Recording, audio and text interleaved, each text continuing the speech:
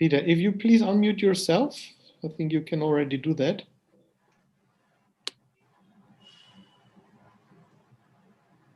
You're still muted.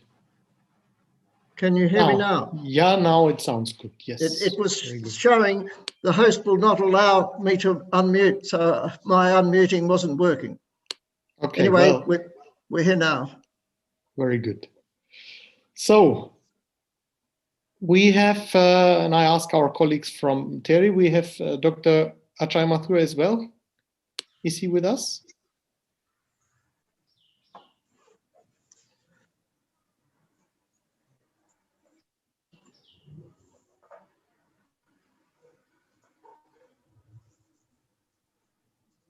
If that is the case, then we should start.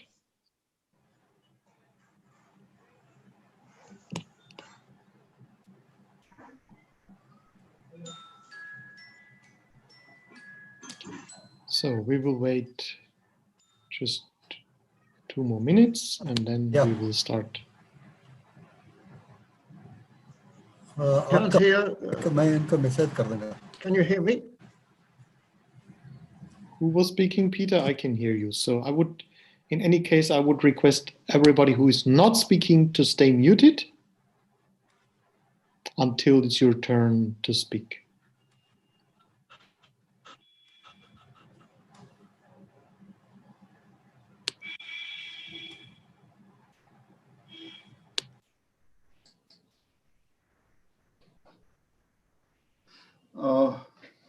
I just left a word with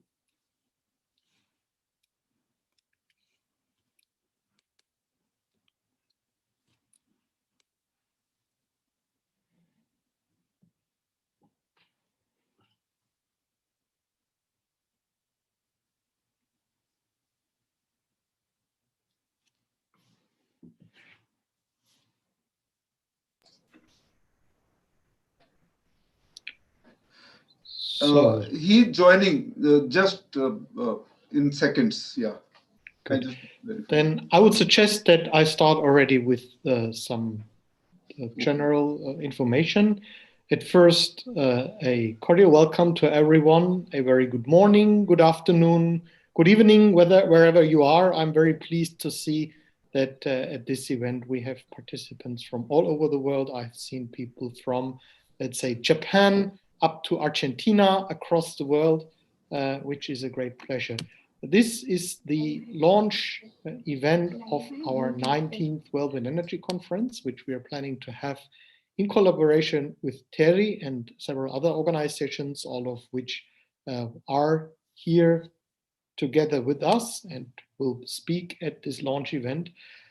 Allow me to say that this is a very special, of course, occasion and opportunity, because we are now still in the middle of the pandemic situation, and after having had 18 World Wind Energy Conferences, with the first one starting in Berlin in 2002, then traveling around the world with the event, having one in New Delhi already 15 years ago. We had no World Wind Energy Conference in 2020, and now, of course, this conference in 2021 will have a special significance, not only, but also because of it's bringing new momentum, and I think it's also at a kind of turning point of history where renewable energy and climate change are very, very important on the global agenda. Let me inform you, give you some technical information. This event is a public event. That means that not only the people who are joining us here are listening to us. The event is also broadcasted on the WWEC YouTube channel. We are recording the event so that the speeches will be later made available to you. So please, when you raise your voice, when you want to say something, be aware that there are many people, or might be many people, listening to what you say. Yes, so it's a great pleasure to welcome you once again, and then to do the formal welcome and opening. It's my pleasure to hand over to our president, Peter Ray, who is now joining us from Australia, actually the southern part of Australia, from Tasmania. Peter, the floor is yours. Well, hello to all of those who are listening and watching this webinar, which is being conducted in relation to a forthcoming conference by the WWEA and Terry of India. WWEA is the first and leading wind energy association, which was formed in 2001. It has some 600 plus members, and these come from over 100 countries. It was formed by the world's national associations and research institutions, but for the benefit of all. We set out to unite the world of the wind energy, and I believe that this conference will be another step in achieving that objective. Each year, since we have held a major international conference covering different countries of the world and on every continent. This year in November, we shall be in New Delhi. This will be the second time in India. In 2006, the President of India, Dr. Abdul Kalam, opened the conference with this statement: "The crying need is for renewable energy. That alone can ensure a sustainable world." He called for a comprehensive renewable energy policy. We were honoured by his presence and motivated by his words. India has been closely associated with the WWEA. Our second president was from India, Dr. Anil Kane, and we have gained strength from the Indian involvement with WWEA. It has been a close one throughout the term of the existence of this association. Terry, our host, the Energy and Resources Institute, has been concentrating on developing solutions for a sustainable world. And most people who are familiar with conferences would have been familiar with one being held in New Delhi involving Terry. There have been many, and they're known worldwide for its role and achievements. India has a targeted need for 450 gigawatts of renewable energy by 2030. India stands well in the top 5 countries in the world of wind power and is growing strongly. We at WWEA are looking forward to the support of a wide cross-section of the renewables industry, including the REN Alliance, in a session, All the Renewables Working Together. In particular, this year, I believe that the single most important session will be in relation to backup for the intermittent and variable but cheapest renewable energy coming from wind and sun. It will cover the world of renewables and the renewables world. But the usual content will be there, but some of the new developments to be discussed will include training for all aspects of the wind industry. And this is a particularly important one. There are several countries, including China, the Chinese Wind Energy Association, which are firmly behind this proposal for the development of a training facility in all aspects of the wind industry. And I believe that it's something which can be taken further at the conference in Delhi in November. Backup for wind and solar through pumped storage and the possibility that green hydrogen will provide the necessary resource are very topical issues. But as well as those two, there's a number of others which are attempting to compete. And it's interesting to look at the whole range of the provision of backup, including sand and various others which believe that they can supply that necessary on-demand energy to provide the necessary backup. Another one which intrigues me is a sign of the maturity which has now been reached in the wind industry is for markets for spare parts for wind turbines, and the wind industry is starting to develop.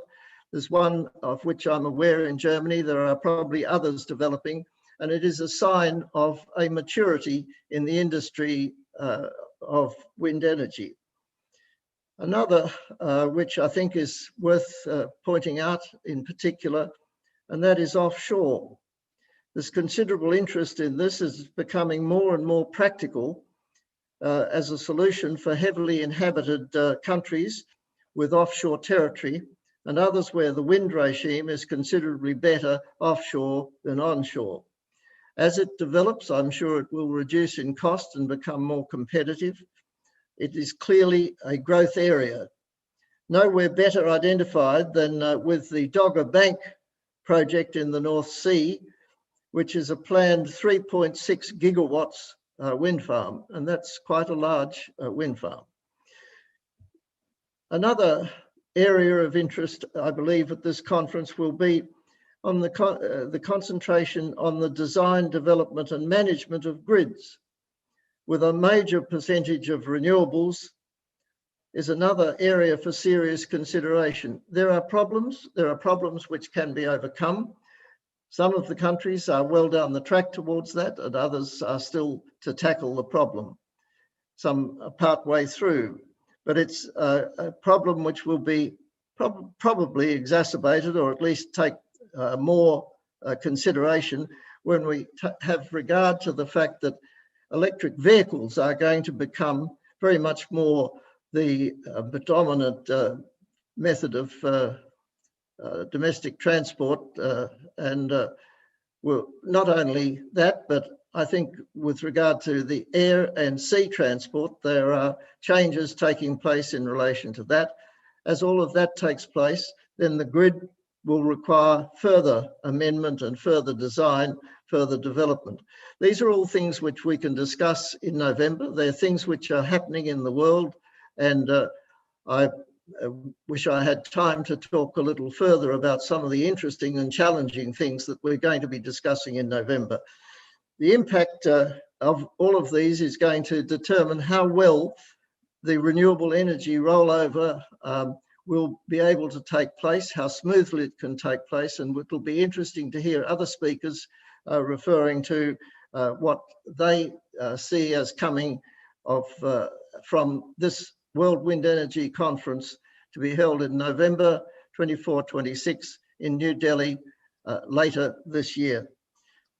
It promises to be a great event. I now ask our moderator, Stefan Gasanger, if he would introduce our next speaker. Thank you very much. Thank you so much, Peter. And I would directly then go to our next speaker. And it's my great pleasure, special honor, to welcome Dr. Ajay Mathur, who is the Director General of the main co-host of our conference. Dr. Mathur, you are the Director General. You are responsible for this very important organization, TERI, and I'd like to hand over directly to you to welcome our participants and to invite them to Delhi in November. Dr. Mathur. Thank you very much, Stefan. It's a pleasure for us here at TERI to partner with the World Wind Energy Association to host the next World Wind Energy Conference. I hope that this is the opportunity each one of us is looking for. Yes, for the many reasons that Mr. Ray talked about, but also it is a point in your calendar you can look forward to traveling. This is a face-to-face conference. It's not a virtual online conference. We look forward to having you all here.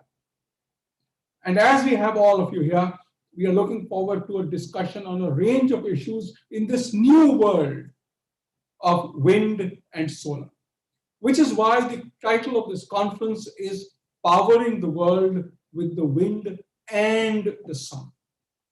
I want to emphasize this because as we move towards a zero carbon society, we are looking at renewables. And when we look at renewables, we are looking at both wind and the sun.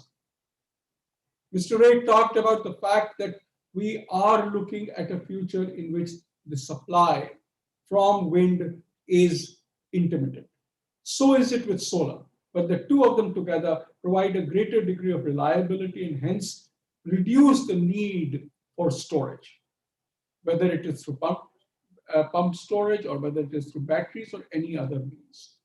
We look forward to discussing how these hybrid systems can come into play. Under what circumstances, maybe we can even move to regulating. If you're building a solar park, put in wind turbines, or the other way around. If you're putting up a wind park, put in solar panels, which is probably more like it. But the issue is we need to see how the two can come together to give the greater degree of reliability that we look for. Because as we look at the future, we are seeing that price is probably no longer an issue, at least a few years from now. We're already looking to a future in which wind and solar will be independently competitive with fossil fuel-based electricity. The challenges are more about grid integration. What are the kinds of portfolio options we have on grid integration? Right now, we are talking of the quick ramping up and ramping down of fossil fuel plants. I think we will have to include demand reduction measures in it. We'll have to include storage measures like pumped storage and batteries. How does a utility look at a portfolio of options? We look forward to issues related to how we establish these and move the electricity to where we want. Because if it's offshore and the demand is somewhere way inshore, we don't want large losses to occur. Which means that you have to have specific new transmission lines, but new transmission lines on which electricity is flowing for 30% of the time, 40% of the time, certainly not the 80-90% of the time that we are used to with fossil fuel transmission systems. Hence, the redesign of the transmission systems becomes important. We can go on looking at the kinds of new challenges that we have, but I want to emphasize that we are looking at a new future. The COVID pandemic has also brought about a range of new things because more than anything else, it has shown that there is not just volatility on the supply side, the intermittency we talked about, but also volatility on the demand side. If we have more electric cars on the roads, when do they charge? What time of the day? It will enhance the volatility of the system. Our key challenge to me is how do you manage the volatility of the demand on the one side and the volatility of the supply on the other side? Let me again say, we are looking towards exciting times, whether it is exciting intellectually or the sheer pleasure of traveling to Delhi and being together with friends who we have not had the chance to meet with and shake hands for some time. Stephen, we look forward again to partner with you on this. And we look forward to a very successful World Wind Energy Conference 2021. I welcome you all to Delhi. Thank you very much, especially pointing out that indeed, I think we're missing each other. We missed that opportunity to meet people from around the world. And yeah, thank you for making that point. Also for your reference to, I think, the policies which will play a major role during the event. There's a lot still happening. And I remember that you personally, I listened to you recently about the challenges with the policy framework now in India, with the auction system, which we also see in other parts of the world. This will certainly be a major topic, how we can accelerate that transformation towards a renewable future. Thank you so much. Now, my pleasure to invite our next speaker, and that our next speaker is also somehow special. I know for everybody from India, it's not so special, but for people from other parts of the world, India is a country which has a dedicated ministry for renewable energy. It was the first, and it exists now, has been in existence for many years, and has contributed contributed, of course, a lot, and is one reason why India is so successful in implementing renewable energy. So it's my great pleasure to invite Mr. Banu Yadav, who is the Joint Secretary at the Indian Ministry for New and Renewable Energy. Mr. Banu Yadav, the floor is yours. Yeah, thank you, Mr. Stephen, and thank you for the World Wind Energy Conference for the invite, which is, I understand, is planned to be held physically towards the end of the year. And thank you for giving me this opportunity to speak. I am Bhanu Yadav. I'm Joint Secretary in charge of Windpower and Small Hydro in the ministry. Taking a cue from DG Terry, I mean, although I am in charge of Windpower, but in the ministry, these different sources have become more fluid, rather than very well defined and very well compartmentalized aspects. So I also deal with part of solar.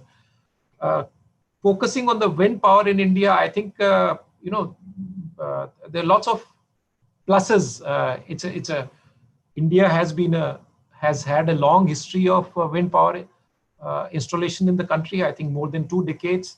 The regulatory regime for wind power, which also incidentally includes public safety, because wind turbines are a large equipment and installed in public spaces, that has been fairly well established.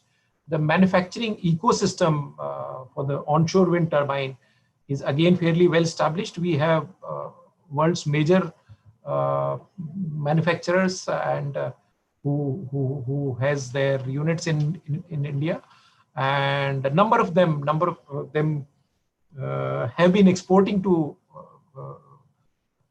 markets like USA and European markets. So we have been having a fairly well-established ecosystem for wind power in India. I'll talk of some of the recent opportunities, more specifically in the background of the COVID.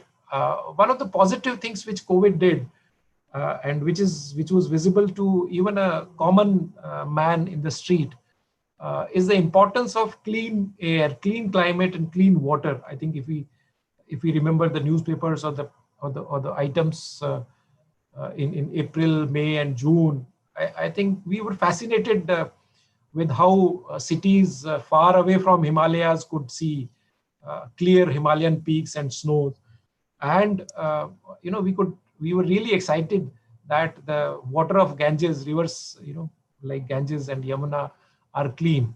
So as of now, we don't have to market the renewable energy much, except their acceptability has increased across the board. So this was one. Again, out of COVID, the growth trajectory which the global economists have recently come out with, that India is one of the few growing economies, and growing economy demand a lot of power. I think that is, and all the increase in capacities, the power capacities, is going to come from renewable energy. That there's no doubt about it. We recently added, the government has added about more than 2 million new households to the grid, and I'm sure their electricity demand will increase. So all this combined gives a fairly good idea of the increase of the market size of the renewable. A significant component of which comes from wind. As is rightly pointed out, that no economy or no country can purely sustain on just one source of renewable energy. India will have to have a bouquet of different sources of renewable energy, wind and solar being the two important ones. So while the solar is growing at a faster pace, wind will have to support. And luckily for Indian geography, the wind and solar are complementary and they support each other. Now I'll come to some of the challenges which I see more as operational challenges in the wind sector, mainly while installing the wind turbines. One has been the challenge of availability of good land at the at the sites where wind is, the quality of resource is extremely good. Since we shifted from feed-in tariff regime to the bidding regime, this fact has become assumed more importance, and that is the reason where some of the areas where the wind turbines are being installed, the challenges became quite serious, and those also affected the timelines of these projects. Second challenge was again some of the OEMs who were otherwise doing well in the wind sector were under stress, financial stress. Luckily for them, I think they are also coming out of it. The new opportunities which are coming this way is that size of the wind turbine is growing, and because of that reason, the areas which were so far considered as not so good for the wind turbines are also emerging. We are also, coming out with totally new areas such as Ladakh, which Honorable Prime Minister has already announced a fairly large project in Ladakh. So where not only there is extremely good solar resource, but there is extremely good wind resource also. Besides, in several non-windy states, small areas where wind resources are actually good have been identified. These are primarily because of the wind tunnel effect for the landscape, for the specific kind of landscape which they occupy. So we are encountering different newer areas where wind projects could come up. The ministry is also coming out with a wind park scheme, which will be similar to solar park scheme, but will be more focused on the wind sector. Our OEMs are also coming out with the larger and newer turbines. I think couple of them are already announced. Others will be announcing. We are also seeing some new entries to the Indian market. New OEMs are coming. And regarding IPPs, I think we've seen number of international IPPs enter the market. So as I think the sector is quite exciting, and I look forward to the physical conference from World Wind Energy 2021. Thank you so much. Thank you so much, Mr. Banu Yadav, for your encouraging words. We're very grateful for all the support that we've already got also in the past, and we look very much forward to working closely with your government in order to make this conference a great success. And it's very encouraging to see, of course, you or listen to you hearing how you see the importance of wind and sun and the other renewables together. We want to make our contribution that there is this international exchange which will help you in India, but also the international community to come closer to this overarching goal that we so urgently need now. So Mr. Yadav, again, a great thank you.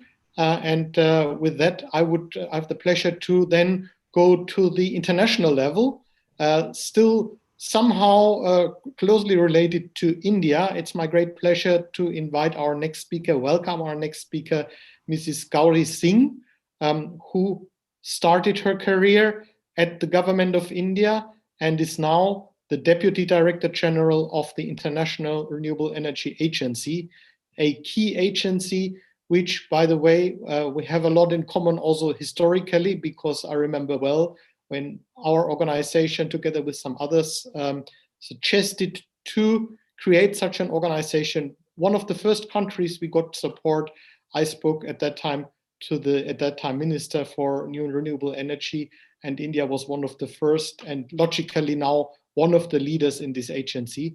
Gauri, it's a pleasure to have you here with us. And well, I think the last time we met virtually was at an arena event when we launched the white paper on community energy, stimulating investment in community energy, which also reflects part of what we're going to discuss, of course, in Delhi later this year. Now, Gauri, I have the pleasure to hand over to you and request you to speak to our audience. Thank you so much, Stefan, and thank you to World Wind Energy Association and Terry for having me at this launch. I think it's really exciting that in November we'll be looking forward to a physical meeting, and I'm really looking forward to it. What I thought is that I'll just take maybe 3-4 slides to take you through some of the to put together a global perspective, and then maybe focus somewhat on what's happening in India. So I'll just try and share my screen, and if you can tell me if you can see my slides. Can you see my slides? Not yet. Sean, can you somehow help? Sean, are you? Now it's starting. Yeah. Can you see them? Now it's my colleague is showing them, I think, no? Yes, you can just tell me when you want to change. All right. Okay. Thanks. So maybe we can move to the next. So it's when we are talking of what is happening at the global level, what I wanted to actually show with this slide is if we are looking at what the countries currently are planning, which were the plans that they have at the national levels or what they've put in their NDCs. By 2030, we are looking at the energy-related emissions move up slightly from where we are right now to to around 35 a level of 35 gigatons, and then decrease slightly in 2030. And similarly, even in the energy demand, we can see that scenario that's looking is that there is a increase in increase from around 600 exajoules that we are in the final energy supply to maybe around 710 in 2030. And also, if you look at where we feel that we will be going with the planned energy scenario, it's not very, I mean, although you do see that there seems to be a very marginal increase in the fossil fuel, which means that the renewable energy part will rise, but still the declines are not enough to take us to where we want to go, which is to below 1.5 degrees. So in terms of the scenario that IRENA has built, and which is the transforming energy scenario, which is not just it's not just climate compliant, but also it's something which is now not just economically feasible, but also technologically feasible, which actually takes us much further into where we need to go to keep the level of temperature to well below 1.5 degrees. Can we move to the next, please? So while we do see the renewables have been expanding globally with new capacity expansion moving up, and even in the last year, many sectors like the manufacturing and others were under challenge, but renewables was really on an overdrive. So we did see expanding capacities even last year. Can we move to the next, please? And obviously, this has been driven, as we all know, with rapidly declining costs. And costs have, as Dr. Ajay Mathur also pointed out, now it's not about economics, it's not about renewables being competitive or not competitive. In fact, in more than half the countries around the world, renewables is cost competitive. In a IRENA renewable power generation cost report recently, what we found is the new capacities that are added in fossil fuel are more expensive than the solar and wind, which is to say that if today we were to retire 500 gigawatts of the least efficient thermal power plants, and replace them with solar and wind, we'd probably end up saving almost $12 billion in the cost of power. So the economics are very clear, and I think in India more so with the kind of pricing that we're seeing in auctions. The next, please. So, the point that I'm trying to make is that if we move as per what the countries are currently planning, we'll probably reach about 25% of renewable energy share in the TFEC, which in the total final energy consumption, which as we can see is not enough. It needs to be much more, and that is what. And if that is to happen, India definitely has a very major role to play. Can we just move to? We can just now move out of the slideshow, please. Yes. So I mean, if you look at the renewables in India, which represent almost a quarter of the installed capacity and about 10% of the generation. And if you look at also the electricity per capita in India, which is around 1,200 units, pretty much 1/3 of the global average, and much less than, say, Japan, which is around 7,000 units. It's a country that, as Bhanu just said, where all villages and all households have been connected. We just added, as he said, 20 million more households, which means that there is, and it's an economy that's growing. The aspirations of people are growing. So the question really is that moving forward, what's the kind of electricity mix that will happen? Now, it's the trend that has been very prominent in India is that the renewable capacities that are getting added are more than the fossil fuel capacities.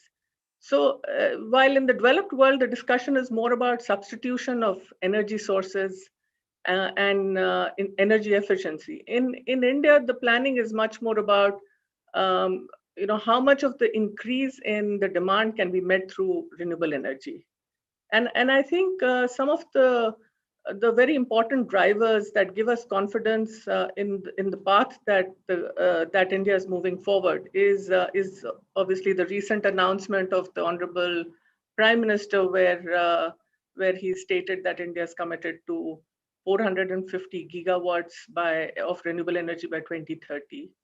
Also, the growing focus and understanding that on electrification of sectors like which the policy is there is a clear policy thrust on greater electrification, with also the policy coming for electrical mobility.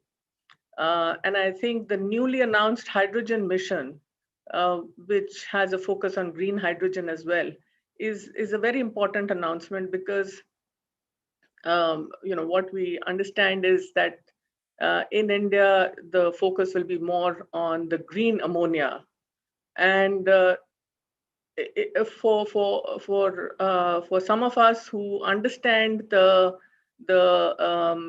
fertilizer sector in India, we do know that there are these very large public sector units that pretty much dominate the ammonia production in India, and the way the policy will move will be very important in terms of how these public sector units, which haven't been so involved, in greening their manufacturing in the ways that they move.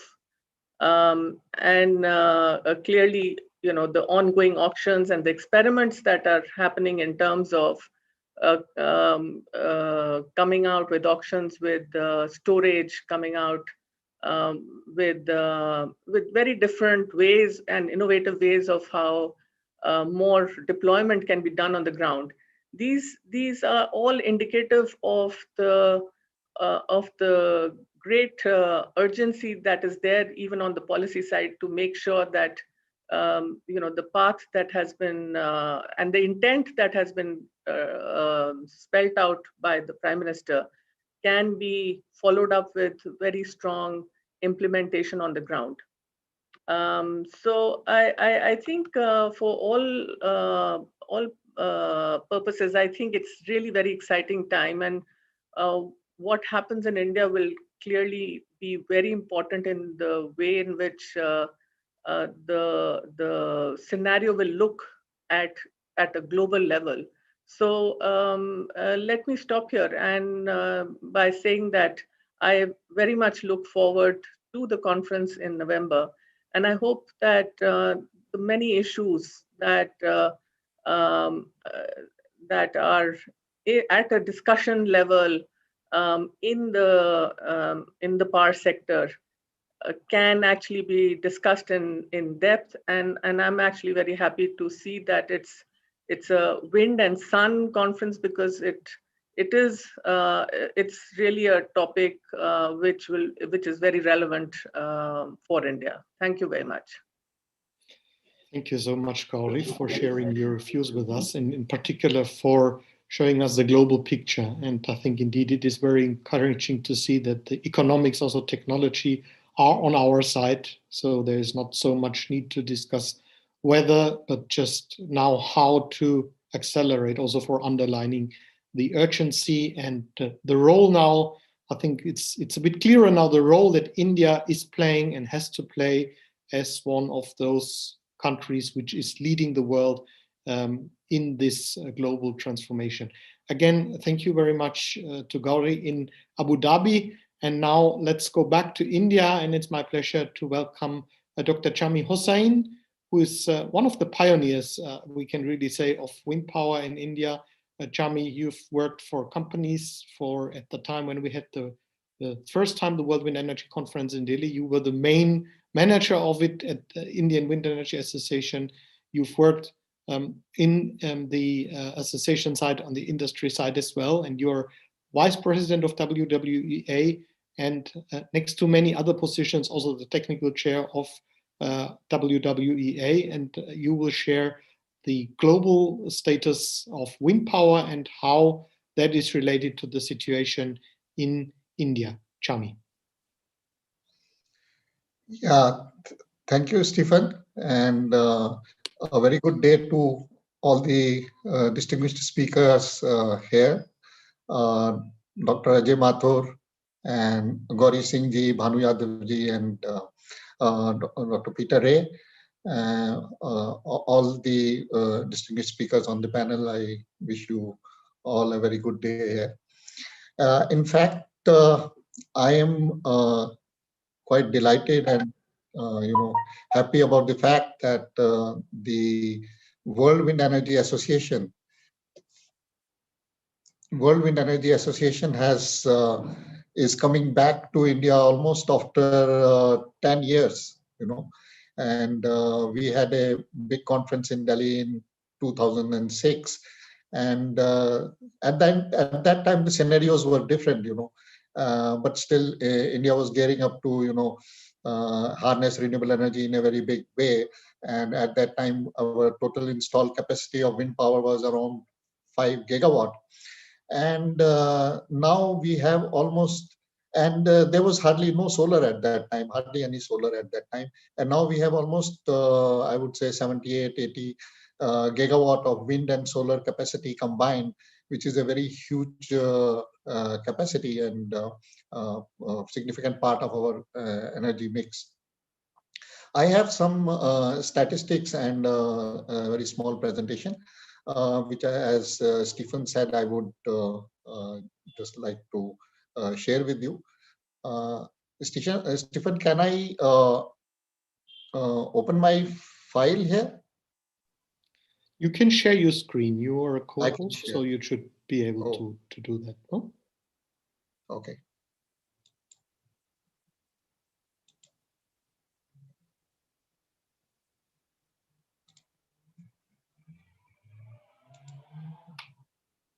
Yes.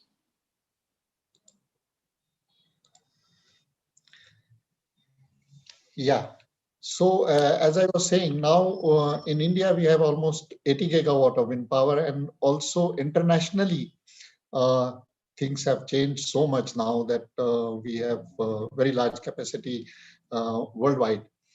But as we move forward, we are leaving behind 1 year that many of us would like to continue to remember or forget it. This is the year of the COVID. It will be there in the history books for a long, long time.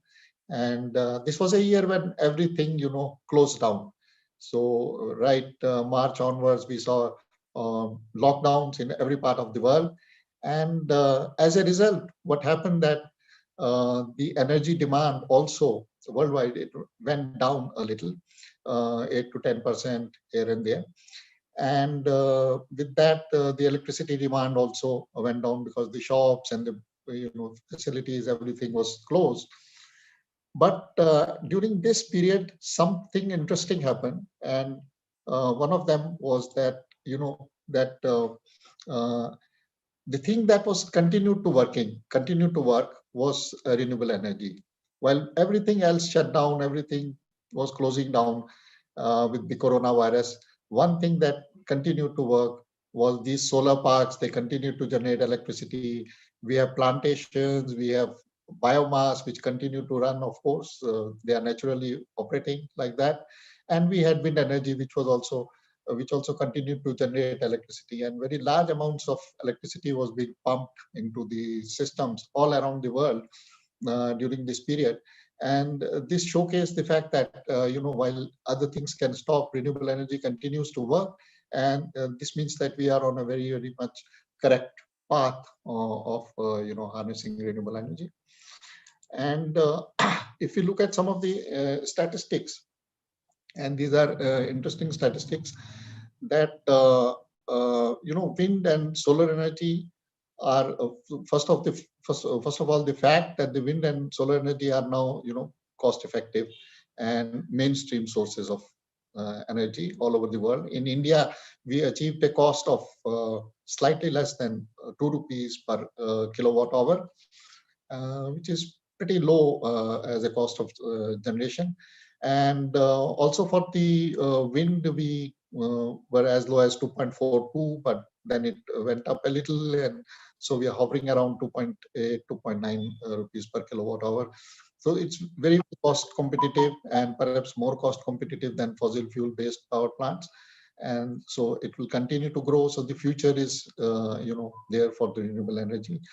And we are looking at nearly 72 gigawatt of new wind power plants in 2020.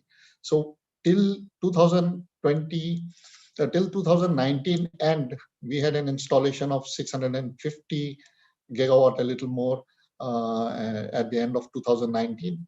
And with this year, another 72 gigawatt additional wind capacity, we will be arriving at something like 720 gigawatt, a little more here and there.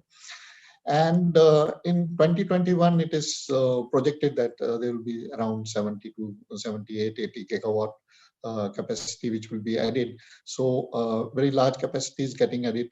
And of the 72 gigawatt, nearly 52 gigawatt in 2020 will be added in Asia. Of course, a very large capacity is getting added in China because they also were going through a certain policy change. But in India, after all the auctions which have happened, the projects are now starting to come up from the auctions, and it's expected that nearly 2 gigawatt may be commissioned by March. So this is the scenario for Asia.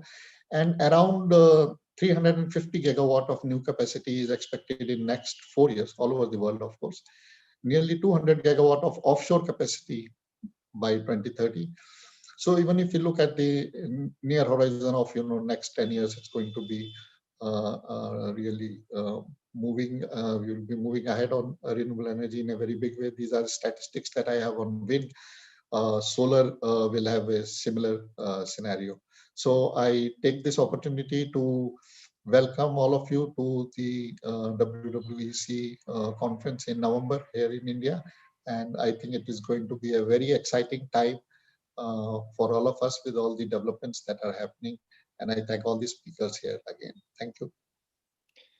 Thank you so much, Chami. And let me just add some information here, because we just got very recently some updates on, in particular from China.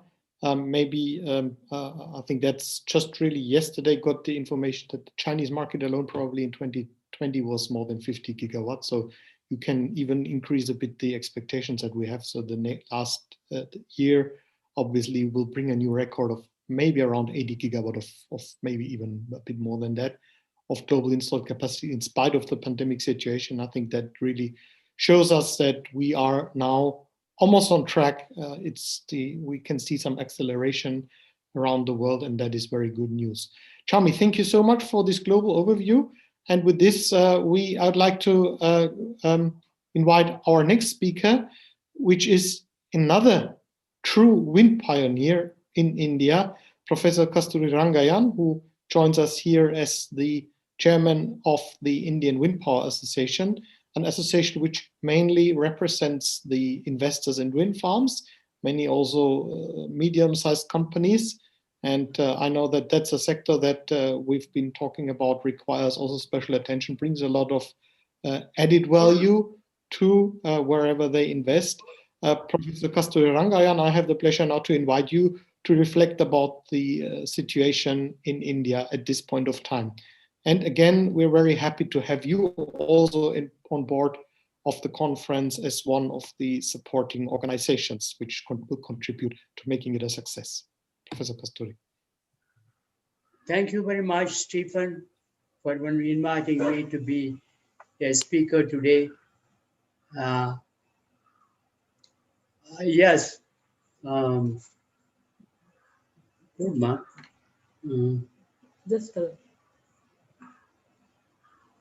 I have a small presentation.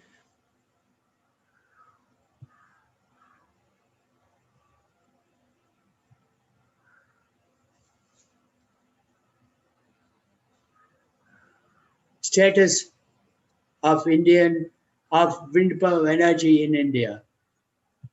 This is what we hope to have, we are having and hope to have the additions in the years to come.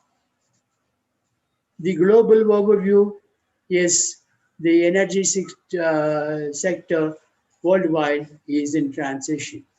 72% of the new capacity additions in 2019 came from renewable energy.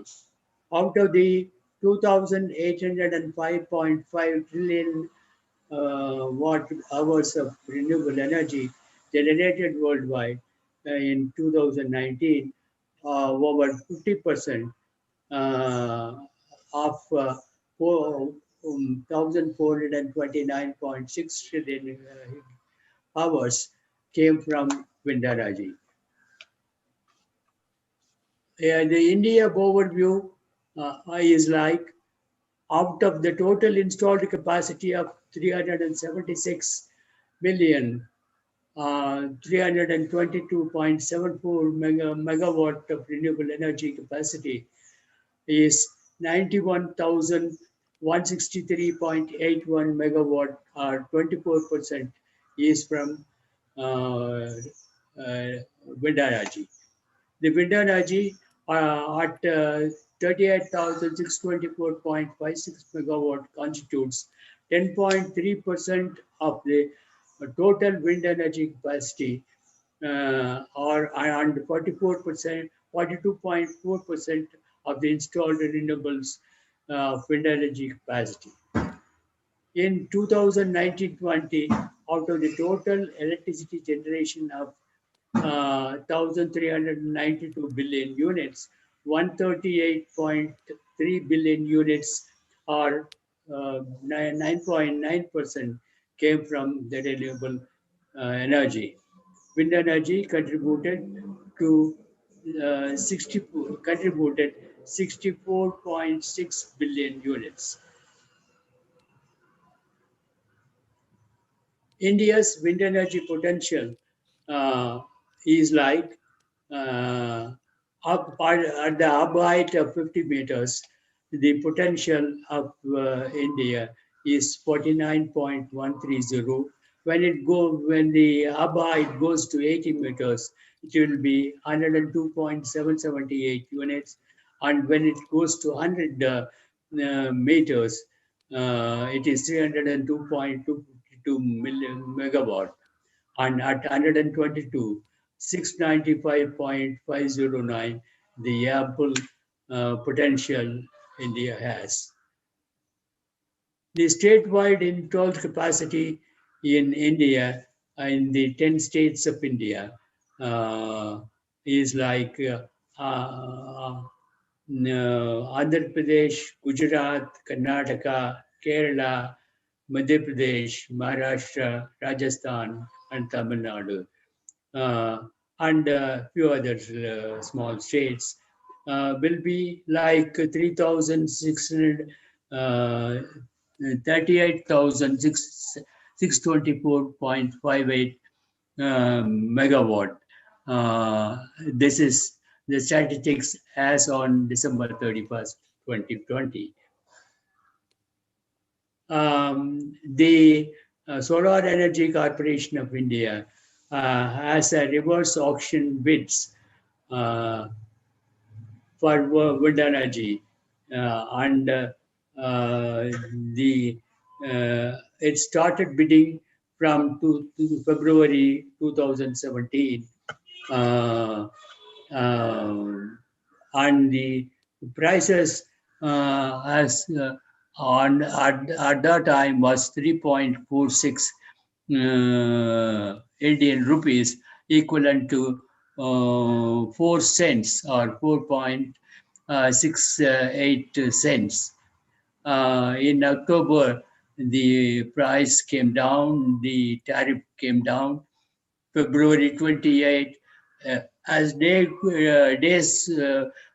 went by, the prices came down in February, April 18, September 18, February 19 to 2.82.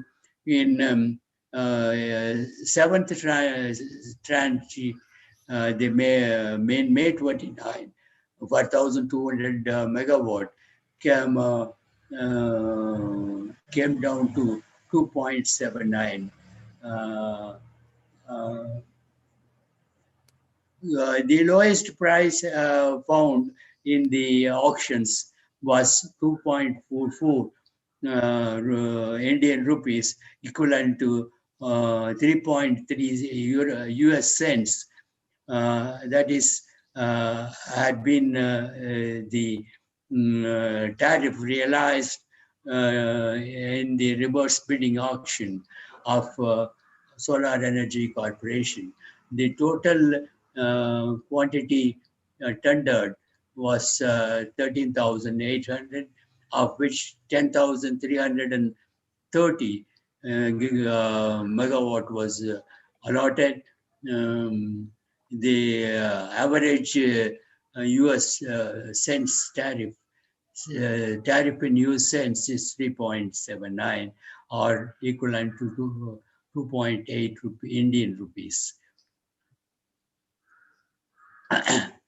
The facilitators and challenges, of course, we are happy that India has a Ministry of New and Renewable Energy, which is very much supportive and proactive in its working. The green energy corridors have been on the increase day by day, and we have adequate green energy corridors that can transmit solar and wind energy. the environment is very highly competitive. And the electricity is a concurrent subject in India. That means that the states and the center have equal rights to change the energy, but all of them are very much supportive. To make it more positive, the government is trying to bring new regulations or change in the framework, and that is not keeping up to the growth. The political interference resulting in their change in cross-subsidy charges, and there are avoidable charges which are making the distribution companies or discounts not working to their good management levels. But anyway, in spite of all these drawbacks, the changeover from fossil fuels to renewable energy is taking place at a good pace. We thank you for having given me the opportunity, and wish India, the world and India succeed in changeover from fossil fuels to renewables. Thank you, Stephen. Thank you, members.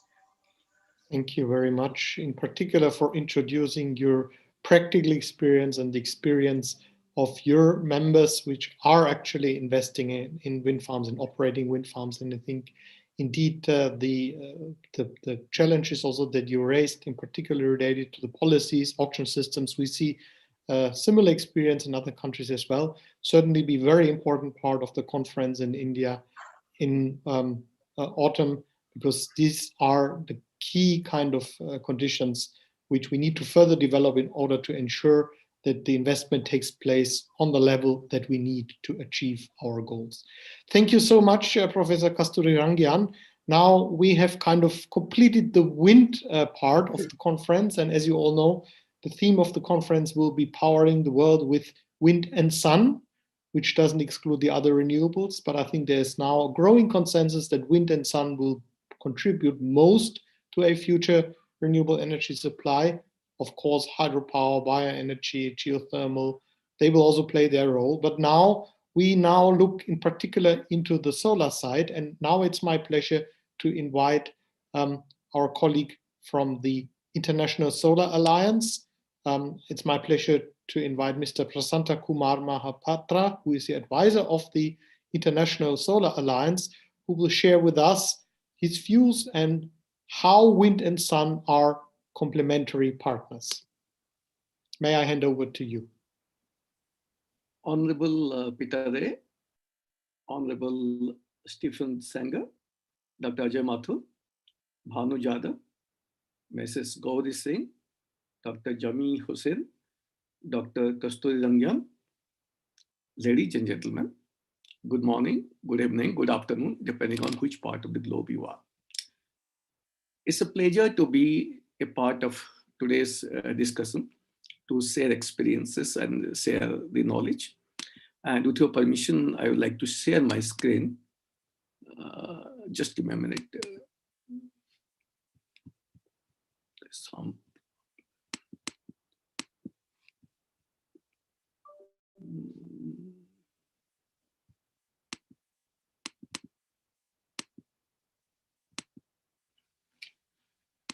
problem coming on screen sharing.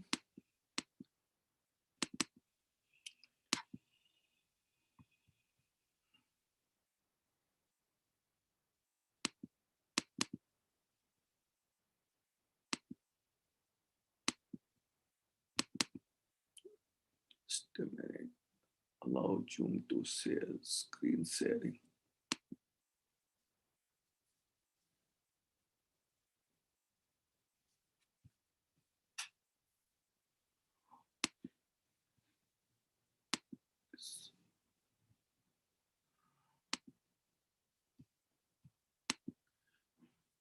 There's some problem in sharing the screen this side coming in.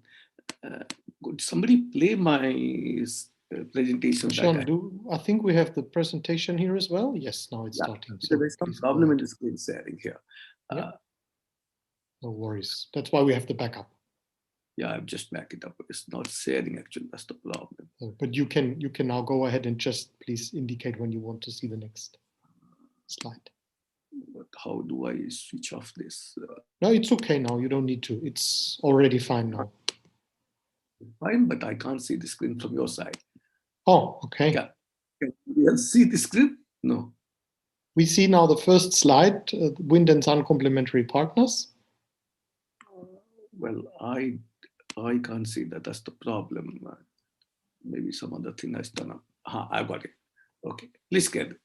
No, that's gone again. Sean? Oops. Yes, now it's coming. All it's open.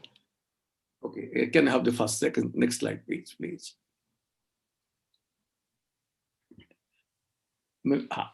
See, we all know that the Sustainable Development Goal 7 targets to ensure universal access to clean and affordable, reliable energy resources. Access to electricity in the poorer country has begun to accelerate. Energy efficiency continues to improve, and renewable energy is making impressive gains in the electricity sector. However, more than 770 million people still lack access to electricity around the globe, and more than 500 million of these are in sub-Saharan Africa. Focused attention is needed to improve clean and safe cooking fuels for 2.6 billion people, expand the use of renewable energy beyond the electricity sector. Energy is the dominant contributor to the climate change, accounting for around 60% of the world's global greenhouse gas emissions.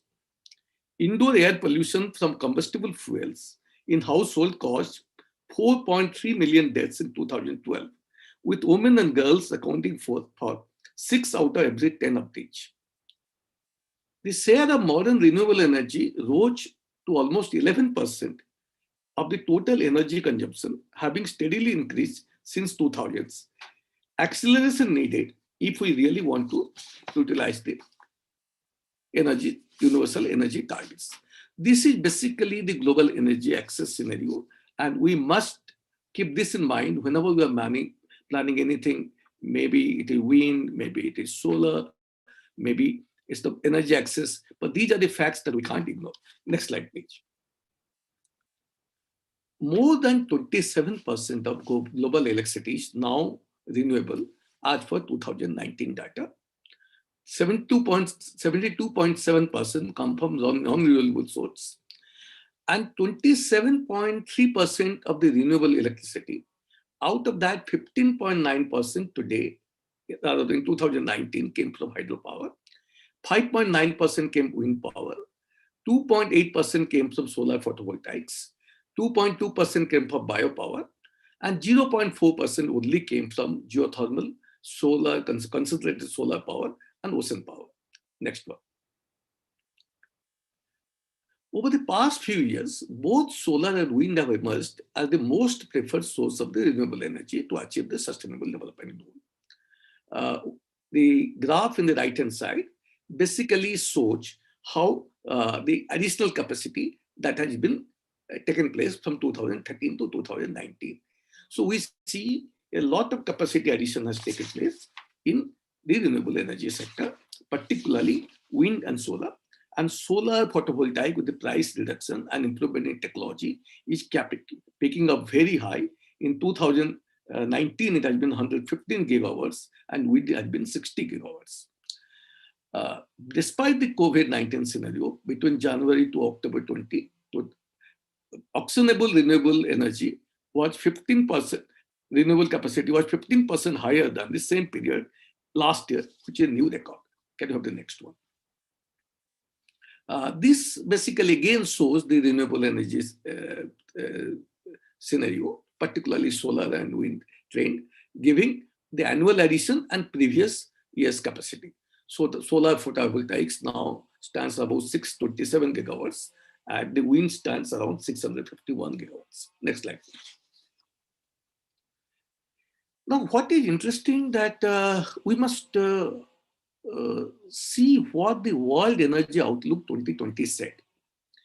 As per the World Energy Outlook 2020 report of the International Energy Agency, COVID-19 pandemic caused more destruction to the energy sector than any other event in the recent history, leaving impacts that will be felt for years to come.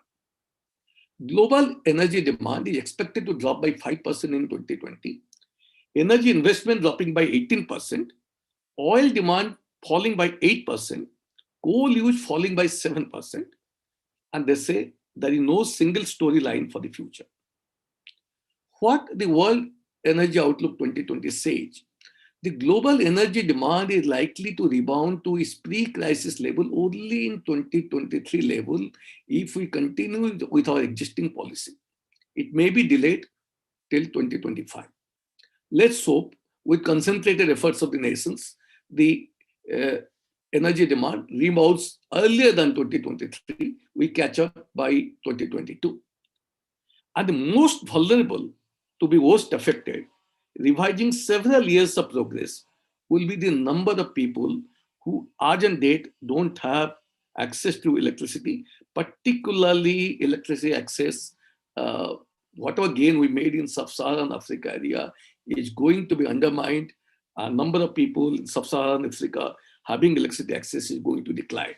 So this is something we have to really ponder about and see and what can be done and for what can be quickly done. Next slide, please.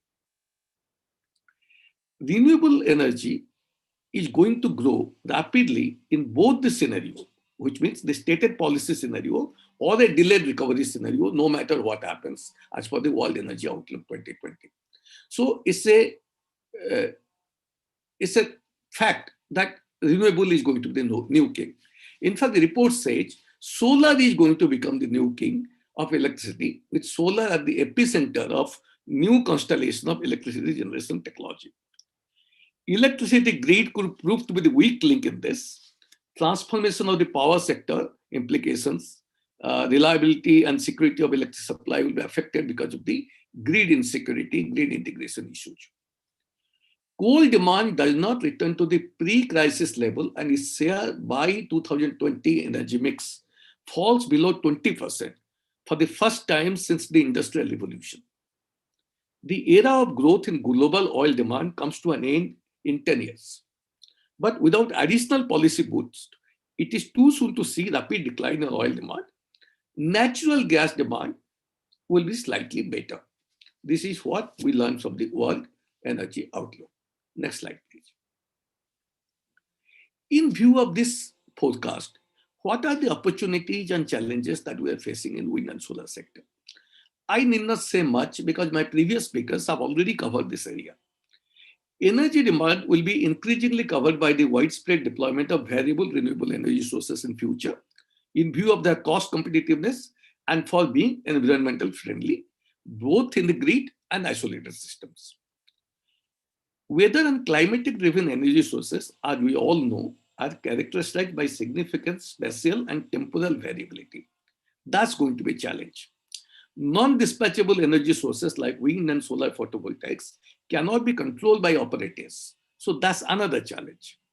The wind and solar energy are omnipresent, freely available, environmentally friendly, but wind system operating in standalone mode cannot meet the constant load demands due to different magnitude of wind speeds from one hour to another. Solar-based energy systems also, while operating alone, is not able to provide a continuous energy due to their low availability, due to no sun period, and also during the winters. So the advantages are there, opportunities are there, the challenges are there. Next slide, please. The intermittent nature of both these sources of energy may cause instability in grid and may result as an unreliable source during the adverse weather conditions. One of the solutions to overcome the mismatch between the demand and supply produced by the variable renewable energy is the hybridization of the two or more energy sources, which could be wind and solar, solar and hydro, solar, wind and hydro. So this particular conference that we're talking about, wind and solar being complementary, that's something that we should be seriously examining into. The operation of hybrid energy sources is based on the complementary nature of the renewable energy sources like wind and solar energy. Studies have suggested that this complementarity can be improved by adjusting the proportion of solar and wind power. The inverters of the renewable energy power generators can be adjusted to provide reactive power for voltage control and could be programmed to provide inertia. Hybrid energy source increase overall system reliability and may reduce the cost of electricity. A hybrid energy source favor renewable deployment, reducing the need for large storage capacities like batteries. Next slide, please. This particular slide basically gives a old data showing how the complementarity of the wind and solar in a normal situation work. The solar peaks operates around the midday, and the early mornings and the evenings, the solar is a much lower level. But that's the time where the wind generates more. So if we're looking for a stable load system, wind and solar appear to be a natural complementary variable renewable energies. Next slide, please. This slide gives examples of where these solar wind hybrid systems have been successfully tried. Kavithal solar wind project in India, that's in Karnataka in India, which is a Raichur district, is an example where they had an existing 50 megawatt wind system. They set up a 28.8 megawatt solar system. Now this hybrid system is working very well. And the main purpose of the hybrid system is to address the grid integration concerns around the variable power generation from the renewable energy. Synod Park, UK, is again consisting of 3.6 megawatt wind and 4.95 megawatt of solar capacity in a hybrid system. The hybrid power plant has a grid connection capacity of 4.1 MVA. The main purpose of hybrid system to enhance and flatter the power output. Next slide, please. Lago microgrid, Colorado, that's in Chile. It's a border with Bolivia at a high altitude, 3,700 meters high. It consists of a 20.5 kilowatt solar capacity, 30 kilowatt wind, and 800 kilowatt hour of storage in hybrid system. The microgrid is in a remote area of the country, not covered by the national grid. The hybrid system provides 24 hours of continuous supply of electricity and economical as compared to use of diesel generator. So very successful model where a microgrid without any storage capacity is balancing out and providing power.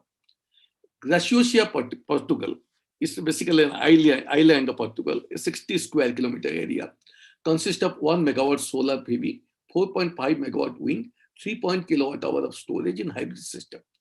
The hybrid system is designed to consume up to 100% of sun and wind power. The diesel generators are used only during the adverse weather conditions. Next slide, please. So these are those slides that we saw, that there is a possibility. So to recap what we discussed, that we have still 7.7 billion people having access to electricity. COVID-19 has brought down the generation of fossil fuel to their breaking point. Lack of access of energy is hampering efforts to contain COVID-19 in many parts of the world, particularly in ISA. We are trying to assist the member countries, particularly LDC and SIDS countries, to solarize their primary health centers so that the vaccines, etc., can be stored easily. Per unit cost of renewables have gone down, and to achieve this SDG 7 goals, we should have more retrofitting of solar photovoltaic technology with the existing onshore wind farms to provide a more stable output of the power. Developing off-grid standalone SWHS with battery backup provides reliable energy. Developing ultra-megawatt scale solar and wind hybrid systems with floating solar and offshore wind technology is a solution. So these are the things that we must examine and see what can be done. Next slide. Next slide, please. This one. So basically, then what we should be doing? To me, it appears that a complementarity, because these two energy sectors are between WWEA and ISA, there should be more of dialogues And that should be more of experience sharing, and that should be more of collaboration. Basically, the studies of this complementary, we know about this, but not many studies have been done all over the world.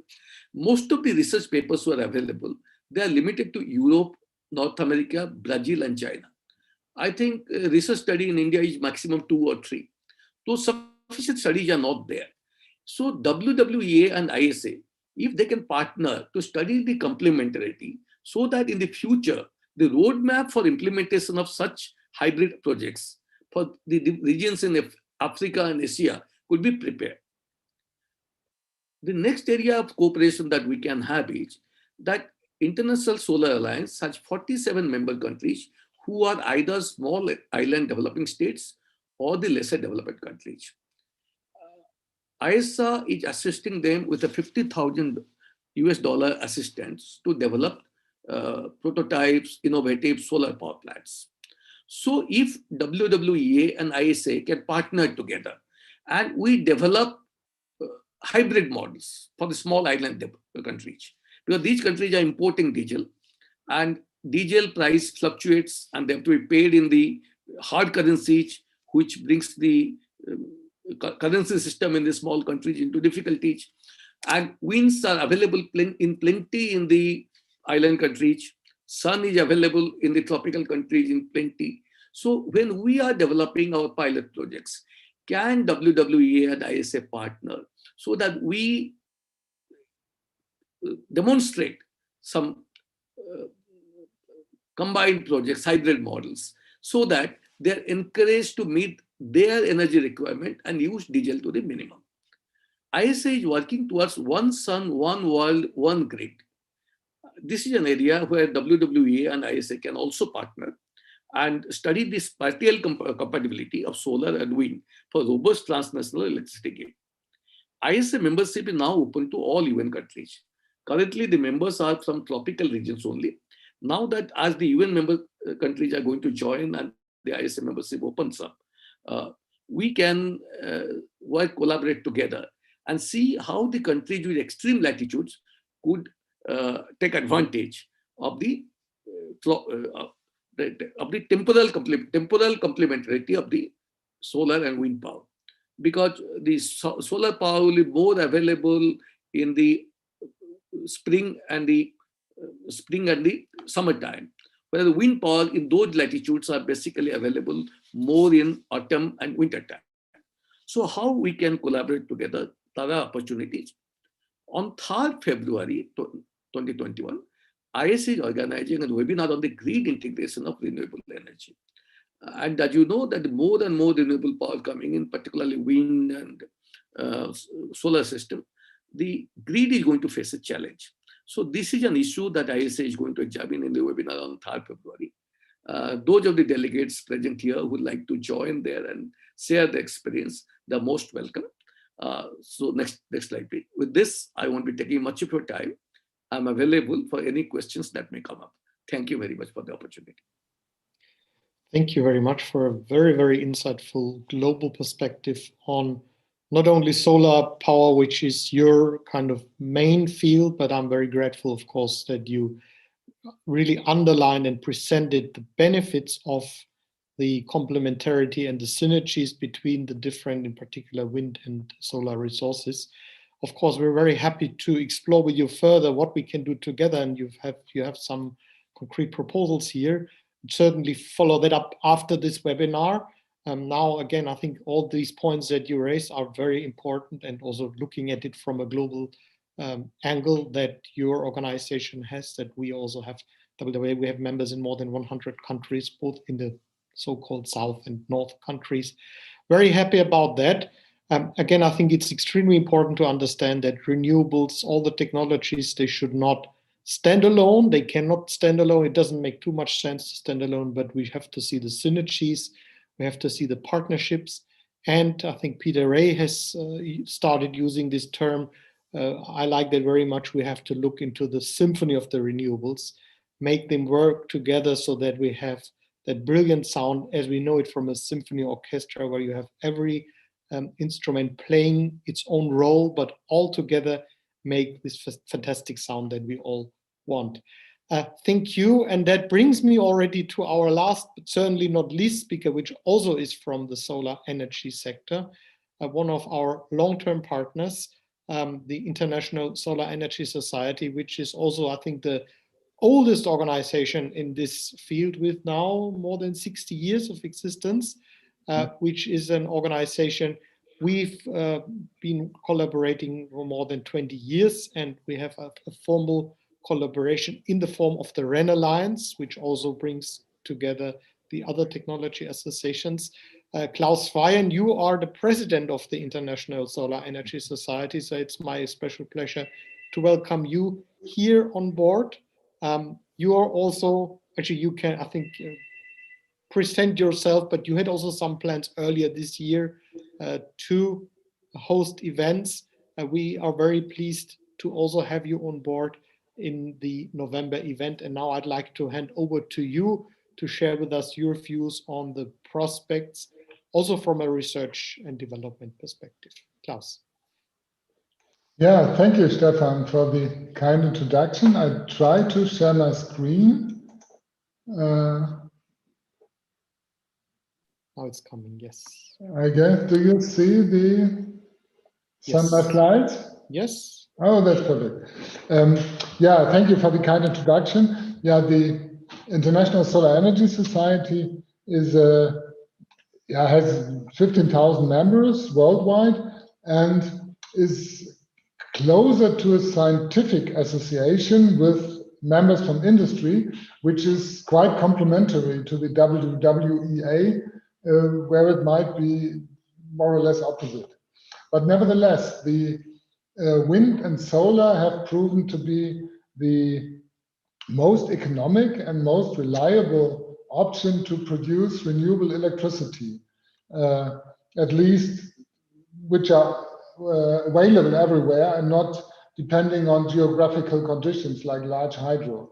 So that means regarding future demand of renewable electricity, so the bulk power has to be delivered by wind and solar, very likely. And so it stands to reason to cooperate closely.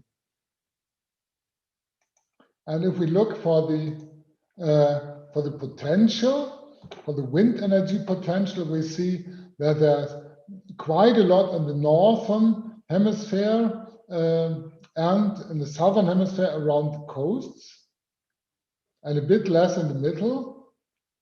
And if we compare that to the radiance potential, then we see there's quite a lot in the middle between plus minus 40 degree of latitude. And so it's quite complementary, and it's also fair that in the northern part where the sunshine is not that abundant, there's a lot of wind resources, and just in the tropical and subtropical areas, the sun is stronger, so that everybody in the world gets both, but one at least really much and in abundance. And one country which has extremely favorable conditions is India, because it has a large coastline, a long coastline with a huge wind potential, as already lined out by some of my speakers before. And it has on the other hand, an abundance of solar radiance all over the year as well. So India is a almost perfect country for this hybridization of wind and solar, and so it stands to reason that the Indian government is quite engaged on this path, and we are very happy to follow these decisions to extend renewable energies in India here. Just we learned already about the complementarity in the course of the day, but if we look in the course of the year, it's even the same. This is the case for India, but it's in Central Europe, it's even more. So we see that in months where the solar has its minimum, radiance has a minimum, their wind has a maximum, and just other way around. More solar, less wind potential. And so the combination is quite complementary and helps to deliver electricity about all seasons. And we can enhance the grid stability and reliability. Of course, we have fluctuating renewables, but if they are independently fluctuating, then it's much easier to handle. We can also use our transmission infrastructure twice, which decreases the cost. And this is especially the case for storages, because different electrical storage technologies could be used with both technologies, and this makes it more efficient and also more cost competitive. But nevertheless, there is some research has still to be done. For example, the combination of common storages, so charging and discharging strategies, taking into account weather forecasts and production forecasts for both renewable technologies. All in all, the design and operation of the electrical grids with this high variations of power production. And we have the sector coupling could be made even more efficient if we apply different renewables. And for island networks, as we saw already by the contribution of ISA, for island networks, it is a almost perfect solution, but there are specific boundary conditions because there is no large grid which could stabilize the island network. So we have to apply specific control measures here in such networks to keep them stable. Another point is the economic optimization of the combination of wind and solar. This depends always on the local situation, as we saw already. There are quite different approaches. It depends on the resources, but also on the demand. But nevertheless, this has to be done. And which should not be underestimated is the development of business cases. So even if we have a technology which is proven and is reliable and is basically also cost competitive, we need a business case under this specific legal framework in the specific countries to come to a large rollout of both technologies. And of course, plenty of further topics I cannot mention just now. And so we are really looking forward for the upcoming conference, Wind plus Solar. And ISIS wishes an extraordinary successful WWEC and will also support and contribute to this conference. Stefan already mentioned that we originally planned some weeks before also our Solar World Congress in India in New Delhi, and we had even discussion with WWEA whether we should combine both conferences. But at the end, yeah, we were not that brave as WWEA is, and we moved our 21 conference now to the cloud. It will be a virtual conference, but in 23 we will come back and then also to New Delhi, and then you can join the conference Solar plus Wind, not Wind plus Solar, it's more Solar plus Wind. And we are all looking forward to meeting you here as well. But now the main important is that this conference will be a big success, and ISIS will do whatever it can to contribute to that. Thank you for your attention. Thank you so much, Klaus. And indeed, we are very happy that we can have you on board here with this unfortunate situation first, that we were not so clear about what would happen. The good news now is that it seems like Delhi will host within 2 years 2 of the major renewable energy conferences, which I think is also perfect because we start now with a stronger focus on the wind, and then 2 years later you can already look forward to a stronger focus on solar, which I think is also great for India because the communities will come and discuss those really important topics in that 2 years, I think, distance, where there will also be new developments. A great thank you again also for this long-term collaboration that ICES and WWEA we have together. Now I would just briefly ask whether we have from the audience any questions. I have seen that there were some comments made, but not really questions in the chat. So if anyone would now like to ask a question, please type that into the chat. If there is anything, of course, please also feel free to contact us at a later point of time. And I've already shared the links to the main conference website here in the chat, which is WWEC2021.org. And on that website, you also see the call for papers and all the topics of the call for papers. Call for papers is open until end of February, and you're invited to submit your abstracts on the website. You can do this. You can do this directly online there. So I have seen one question here that is related to whether the presentations will be available at a later point of time that were presented today.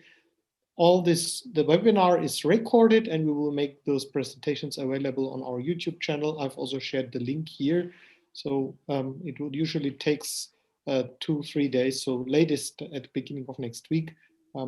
Please visit our YouTube channel and then you can find those presentations there, and we will share, of course, share the link also on the conference website. Yeah, I do not see any questions here from our from the audience, and accordingly, I think I will hand over back Peter for some final remarks and then for closing this launch event. Thank you very much, Stefan. I take it you are now unmuted and you can hear me. The connection is not very good, but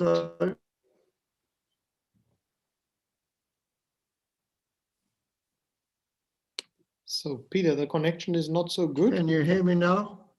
Yeah, but you just try. Maybe you switch off your camera and just continue speaking.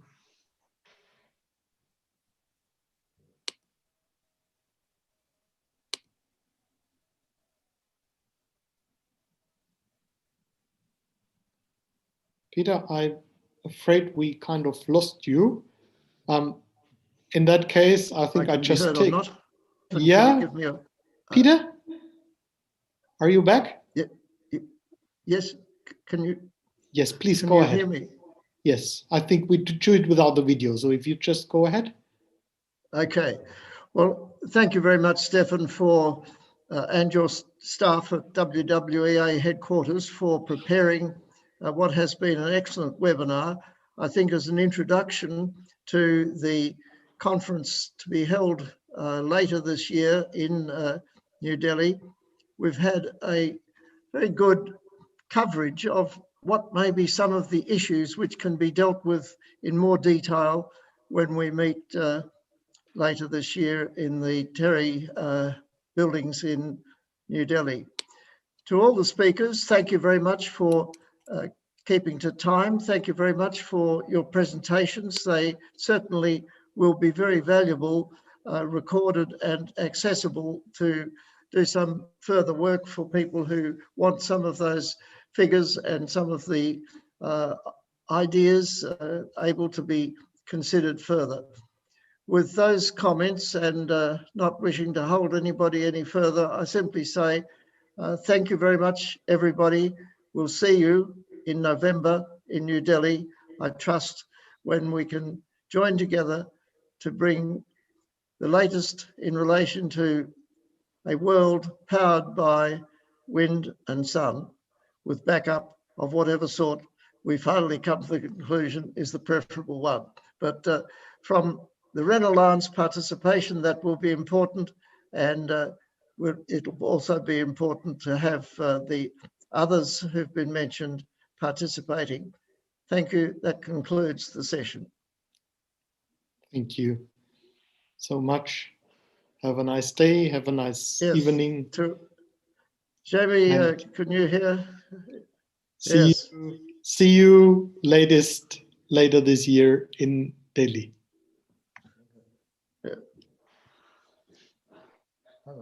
I would like to propose a vote of thanks to our speakers.